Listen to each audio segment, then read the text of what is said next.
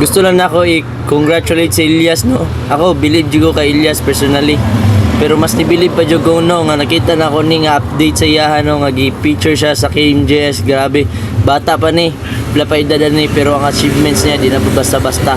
Mao na nga dili gyud nato i-judge ang isa ka tawo no kung unsa man siya. Kay wata kabalo unsay dagan sa panahon sa iyang kinabuhi no. Sama ni Elias, unsa ra man na si Elias. Pero karon tan-awan ninyo kung unsa siya ka influencer nga pagkatao. Kabalo daghan mga batan-on na influence niya. Karon sikat na kay siya. Naman galing mga negative parts, negative nga mga comments siya pero mostly positive yun ang iyahang nabuhat kuno.